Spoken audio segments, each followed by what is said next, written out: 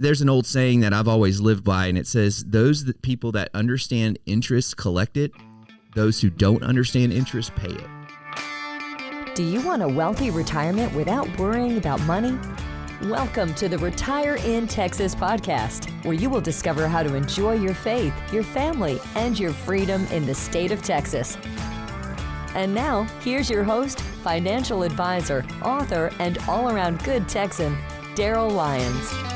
Hey, this is Darryl Lyons, CEO and co-founder of Pax Financial Group, and you're listening to Retire in Texas. This information is general nature only. It's not intended to provide specific investment, tax, or legal advice. Visit paxfinancialgroup.com for more information. Hey, thank you again. We've got a wonderful group of listeners that are listening to the show. Please share it with others. It's my conviction that people need to be engaged in the content that we're providing because of all the chaos and noise out there. And these podcasts are intentionally designed to give people some hope and some direction in the midst of the noise. So I certainly listen to my listeners in terms of what type of content I need to curate, but I want you to know this is really for you and your community. So please be sure to share it with others. I thank you for that. So I want to talk about college today. It was top of mind for me because I'm sending my second one to college. Already sent the first one off, and he's doing exceptionally well, so I'm really proud of him. And then my daughter is looking at colleges right now. So this was top of mind for me as I was doing some homework and trying to figure some things out and navigating the whole marketplace, because even though I did it once, if you've had multiple children are just different. And so what worked for my first one won't necessarily work for my second one. But college is important to us. When my kids got a Social Security number, the very next day I set up a 529 plan for them. And even my first one, we didn't have much money. I started setting it up. And a lot of people think that college is not as important today. I'm going to make a case that it really is. And I'm going to navigate that in such a way that I'm going to be very pragmatic about when it's not. But I want to make a case that college is still important today. The evidence is still clear there. I want to do it in such a way that I navigate you through something called the Cost of Admission, a 2025 report from SoFi. It's a really incredible research report. It's a snapshot of how current students, graduates, and parents of students are feeling about the value of a higher education and how to pay for it. Really, I think the survey was done well because it covered a broad base of people: high school students, higher education students, graduates of a certain age group, a little older graduates, even parents who took out loans. So really got a good group of people of 3,500 individuals. And this was just a recent survey, so relatively fresh, hot off the press, April 27th through May 8th, 2025. Beth Armstrong, Vin Matato, Vivian Tu, Brian Walsh, who's the PhD and head of planning at SoFi, all contributed to this study. And I thought it was well laid out, but I wanted to make 4 key points when I go through this study that are certainly my opinion, but I think that I extrapolated my opinion didn't change when I read the report, but I'm going to frame this report through my lens. And so there's 4 things I want to share with you. Again, my opinion extrapolated from what I read in this research report that you can read yourself because I'll put a link in here. But the first opinion that I have that I have conviction in regards to college planning is that ignorance is not an excuse. We're seeing this over and over again. The debt crisis that we have in our country, it's appalling that so many people, and I know you're thinking this too, it's not just me, I hear it all the time, are getting some nonsense degree and coming out with $50,000, $60,000, $70,000 of student loan debt. It blows me away, and I have zero empathy for being so careless in the thought process here. Because there's consequences to you and your family and your family's generations and even our whole economic system. I don't live in a world of victims. So you could make the case, well, it's the institution or it's the society. It is incumbent upon every single one of us to be responsible with our money. Let let me give you some statistics. Let me give you a framework from the content here. 28% of the people that they surveyed said that they have absolutely no idea what a 4-year college experience costs. These are people who are paying for college that have no idea. And when asked what do you think it costs, they underestimated it between 30 and 60%.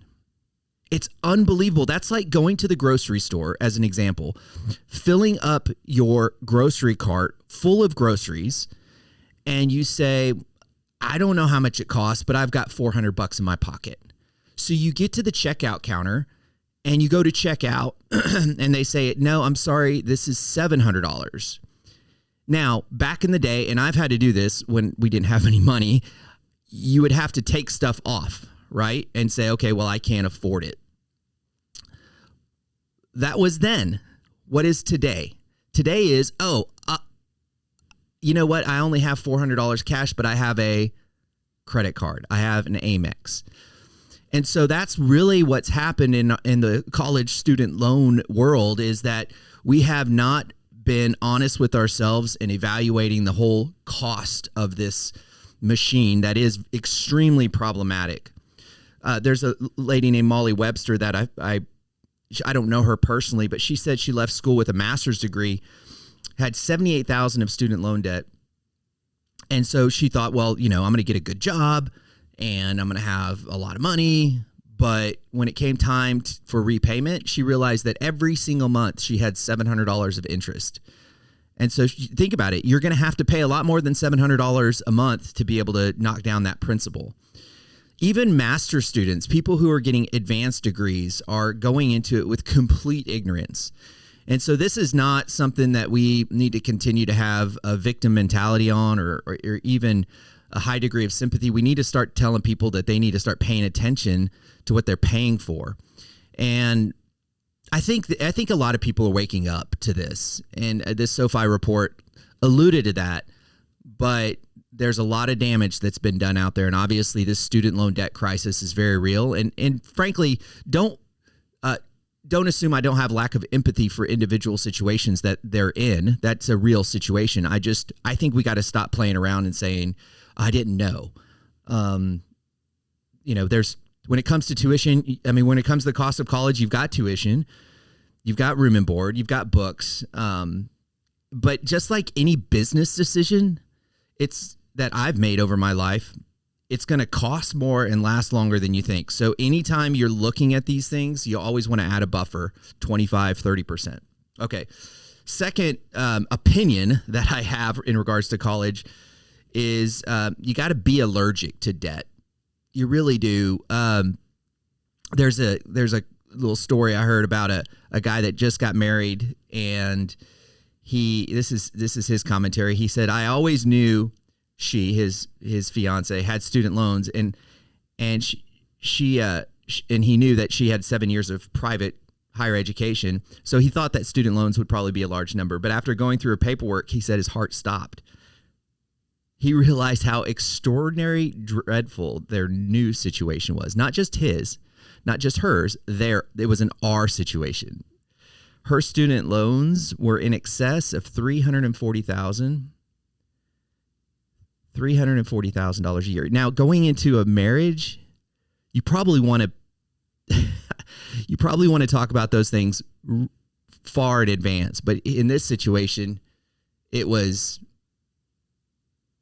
right after they tied the knot. There's an old saying that I've always lived by, and it says, those people that understand interest collect it. Those who don't understand interest pay it. A medical student on Twitter, M. Giannin, MD, she said she owed roughly $365,000 after medical school. She said she's paid for 6.5 years, $2,500 a month. So she's paid approximately, I didn't do the math, but $165,000. Remember, her original balance was $365,000. Her current balance, $350,000. Those who understand interest collect it. Those who don't understand interest pay it. Now today, many borrowers don't even have intentions of paying it back. I mean, I can almost see your situation. I have kind of a different perspective in terms of. By the way, I had student loans. I went to St. Mary's University. We didn't have a lot of money. I had grants. I had scholarships. I had student loans. I had to pay them back. It was not easy. I did forbearance many times because we were broke, but I was able to pay them back $35,000. It was not easy, but I did it. Many people are just jaded, and the report does allude to this, that they were told, the government told them that it was going to be paid off, and then they didn't, and so I think a lot of people are like, forget it. Maybe they'll pay it off one day. That rhetoric actually of paying off debt without executing was problematic, and I know it gets real political there. But some people just kind of make the assumption that it's going to automatically come out of the account, and then it doesn't, and then they look up and this interest is accumulating. That does happen. But generally speaking, I'm telling everyone to be allergic to debt, but generally speaking, people are, if you look at the report, a lot of people are allergic to debt. There's loan aversion as an all-time high. Maybe that's a byproduct of Dave Ramsey. I don't know. And I'm not saying that college isn't valuable. You heard me at the very beginning. I believe college is really, really, really important, but you got to make sure it's worth it. Some people are going, if you look at the report of how they're paying for college, it is, there's alternative ways. Some people are even doing crowdfunding. And then another way is selling crypto. So those are some kind of new methodologies of how people are paying for college today. So the third Darryl opinion here is you've got to start thinking about your future. I talk about thinking long-term. What's this degree going to do and what kind of job prospects are? It's interesting because they did do a survey, or one of the elements of this survey was they asked the participants to create your version of the American dream. What are the 7 essential elements of an aspirational life in America today? So here's what they said, and I'll give you the top 5.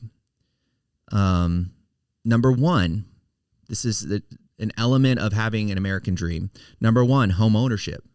That was like the most important thing, which is obviously a challenge today. We've done podcasts on that. I'll probably need to do a new one because there's always new information coming out. The second thing in terms of an American dream that this group of participants said was most important, first of all, home ownership. Second is being debt-free. That's the type of concern people have and the weight people have in the marketplace relative to debt in their lives and what they've seen their peers go through and their parents go through. 3, having a career you're passionate about. That's great. Love it. 4, this is part of the American dream, college education. So college education is still really, really important to people. That has not lost its allure. And then the 5th one is having children, interestingly enough. So that's kind of the byproduct of the survey. The top 5, college education is still important. And we might hear, I know Charlie Kirks has some strong opinions here, but college is still important to most people. Number 4, again, Darryl opinion based on this SoFi survey. We've got to make better decisions here. Affordability needs to matter more than reputation. Affordability needs to matter more than reputation, and that's just not happening right now. Living at home a couple years is okay. Going to community college is okay. I say it's okay because I do recognize the power of peer influence. I've always said you're the average of the 5 people you spend the most time with. So if you're at a community college and you're around people who don't have ambition or focus or discipline, then you're gonna digress. So it's the type of person, to me, the type of person that can stand on their own at a community college and not be influenced by other people. That I think there has to be consideration for the person specifically, because sometimes a community college will just lead to just dropping out altogether. But living at home for a couple years, that'll save you some money, as you would imagine. You've got this FAFSA form. Take some time and fill that thing out. I have a good friend, Dr. Andrew Riley. He has a company called College App 101. I'll put a link in there. And him and I talk about this, and he helps with the essay part of it. So not only do you have the FAFSA form, but you also have the application, college applications, and then you have essays for many of these universities that are really, really important. And so spending some time on the essays, Dr. Riley will help your child or even you with those essays. So be sure to look at his resources on the website. Scholarships and grants, you got to hustle for $500. You got to hustle for $5,000. You can go to a website called goingmerry.com. That's a good website to look for scholarships. Not necessarily grants. Grants are government subsidies, but scholarships there. Make sure you understand the financing options. Like I said, understand the interest and the terms. There's also the Public Service Loan Forgiveness Program for those who are teachers or doctors or government employees. Make sure you know what those are. I know we don't like to bow at the altar of a credit score, but credit scores actually do matter in this regard. And especially if you have student loans and you default and it pings your credit score, then you want to buy a house. All of this thing ties together. So make sure that you do pay attention to your credit score. I like to use Credit Karma to keep up with my credit score. Again, make better decisions. Know what career you want, what it's, if you're going to get a career in, poetry education, and you're going to take out $100,000 of student loans, that's actually just stupid. And so, find an alternative route to get the education you want. There's, as you know, and it's, trade schools are awesome. And I know we have a lot of clients that went to trade schools and have been freakishly successful starting their own business. It's a very technical skill set in the marketplace because of the computer integrations and the regulatory environments, the Green New Deal, all that goes into almost every, HVAC to plumbing. So there's an intellectual component to the trades now. And so as you would imagine that there's a premium for that. So being in the trades is an awesome thing. And I think it's a function of who you are as an individual, but there's nothing wrong with being in a trade. I think if you get in a trade, go start a business and go be a boss and go create your own destiny. So that would be that's what I would encourage you to do if you decided to go down that trade path. But regardless, my main point is to make sure you know what career you want before you spend all that money. This is adulting 101. I mean, this is when you start to think about things critically and realize that there's boundaries in life and you got to work within those boundaries. And I think if you're a parent and you're working with your children, it's engaging them in these boundaries and being able to say, no, that doesn't work, or let's try this, and talk about the money. I've mentioned this before in several of my books. You've got to have all these micro conversations with your kids over the years about money. And so this one has to be very real. And this is kind of handing the baton to the child and telling them it's time to be an adult. So let me land the plane. So those are my opinions. I'm an expert in my own opinion. Number 1, ignorance is an excuse. Number 2, be allergic to debt. Number 3, think about your future. And number 4, make better decisions. I laugh a little bit because I'm stating the obvious. This is great research from SoFi. I do want to recognize that those that have a bachelor's degree have almost $1 million more in earnings than high school graduates. That's just the reality. That's the reality of life, whether it's the network, whether it's the discipline, whether it's the reputation, whatever it is, it's still true that somebody who has a college degree makes $1 million more. So that's the reality. So until that data changes, I still believe college is really important. But here's the final thing I want to mention. They asked a question that I love. If you could do anything differently, what would you do? And I love that question. I've asked that question to retirees, people who've been married for a long time. I've asked it to business owners. I've asked it to people in my career. So I love that question. If you could do anything different, what would you do? And so they asked that question to people who took out loans and went to college and reflected. And here's what they said. 93% admitted that if they were given a second chance, they would have approached college financing differently. 93% said I would have approached college financing differently. Listen to that survey. That's telling. And I hope that this helps you. I hope you check out that SoFi research report. And remember, you think different when you think long-term. Have a great day.